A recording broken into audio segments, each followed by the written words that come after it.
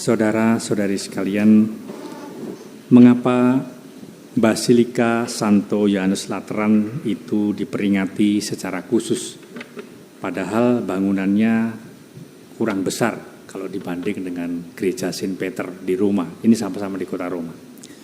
Saudara-saudara sekalian, di dalam perjalanan umat Kristiani, kita mengenal bahwa sebelum Kaisar Konstantinus berkuasa, sekitar tahun 313 Masehi, umat Kristiani itu beribadah tanpa gereja karena mereka berada dalam tekanan, dikejar-kejar, sehingga mereka membuat ibadat itu di bawah tanah yang disebut dengan katakomba, dan itu berlangsung 300 tahun.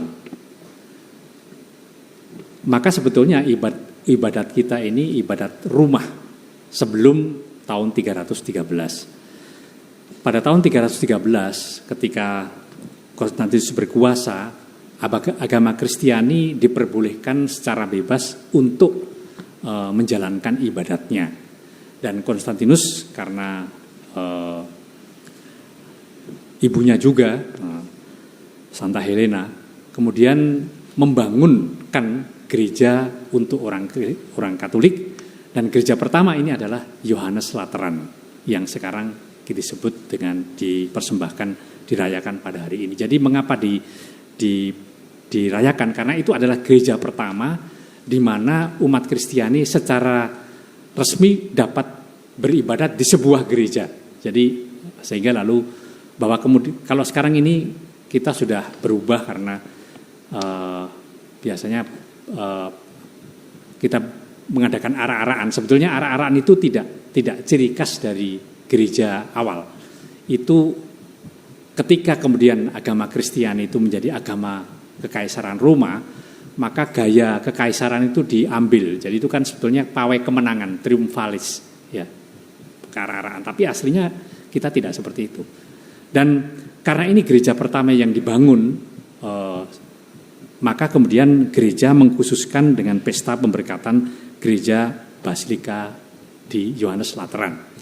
Dan kalau di dalam bacaan Injil kita melihat Yesus marah-marah di bait Allah. Ya, kita hanya tahu dia marah, tapi persoalannya apa? Persoalannya begini. Pada hari Paskah itu orang Yahudi sudah biasa mempersembahkan kurban.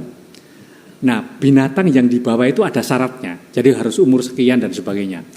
Nah, kalau dia berangkat dari Nazaret, kemudian berangkat dari Samaria ke sana bawa kurban, sampai di sana diperiksa ternyata ini tidak sesuai dengan hukum Taurat, jadi tidak bisa dipakai, harus cari lagi gitu. Nah, maka kemudian para imam itu menyediakan penjualan domba dan kambing di situ dengan umur dan pokoknya sesuai dengan persyaratan hukum Taurat. Praktis loh, daripada sudah beli di situ aja. Lalu kemudian, nah ini yang kedua itu uang yang dipergunakan. Uang yang dipergunakan memang pada waktu Paskah itu bukan uang kekaisaran Roma, tapi uang Israel. Jadi kalau dia punya uang rumah harus ditukar dulu di situ, maka ada falas, ya, penukaran falas di situ. Nah, sebetulnya sampai di situ persoalannya tidak apa-apa, tapi persoalannya kemudian adalah bahwa imam yang menyediakan itu semua minta komisi pada penjual-penjual itu. Nah, itu yang menjadi Yesus marah. Jadi lebih karena komersialisasi. Nah, maka Yesus marah, dan kita melihat kemarahan itu kemudian membuat dia mengatakan, rombak saja ini, dalam 3 hari akan saya bangun kembali. Waktu itu mereka tidak tahu.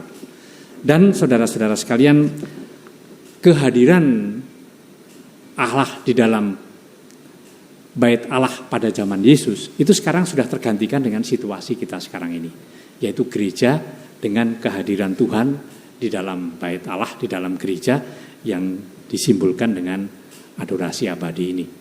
Maka kalau kemudian Yesus itu mengatakan, rombaklah saya akan membangun, dia mau mengatakan bahwa sekarang bait Allah itu ada di dalam hati kita masing-masing.